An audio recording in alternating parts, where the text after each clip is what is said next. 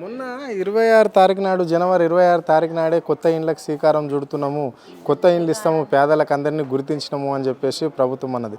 ప్రతి సంవత్సరం ఏడాదికి 5 లక్షల ఇండ్లు రాష్ట్ర వ్యాప్తంగా పేదలకు ఇండ్లు ఇస్తామని చెప్పేసి ప్రభుత్వం అంటుంది. మరి మీ దగ్గర దాకా వస్తుందని మీరు అనుకుంటురా? ఏమో మేము అందరు పెట్టిన అప్లికేషన్ పెట్టినాము. అప్లికేషన్ అయితే పెట్టుకున్నాము. వచ్చిన వాళ్ళకే ఇండ్లు ఉన్న వాళ్ళకే ఇస్తున్నారని మాకు కొంచెం తెలుస్తుంది. కానీ లేని వాళ్ళని చూసి ఇవ్వాలి కదా. ఇల్లు ఆకిలి ఉన్న వాళ్ళకే ఇస్తున్నారు. మా లాంటి వాళ్ళని అస్సలు పట్టించుకోవట్లేరు. మరి అక్కడ డబ్బులు ఇచ్చి చేయించుకుంటున్నారో ఏమో తెలియదు. కానీ మా లాంటి వాళ్ళకి లేని వాళ్ళకి ఒక్క ఇల్లు కూడా ఎవ్వరికి రాలేదు.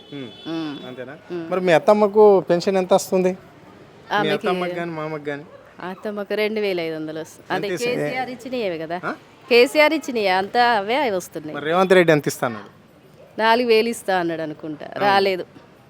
ఇవ్వట్లా. అత్తకు పెన్షన్, కోడలికి 2500 అన్నాడు. మరి నీకు వచ్చిందా 2500? లేదండి, రాలేదు, ఇవ్వాల.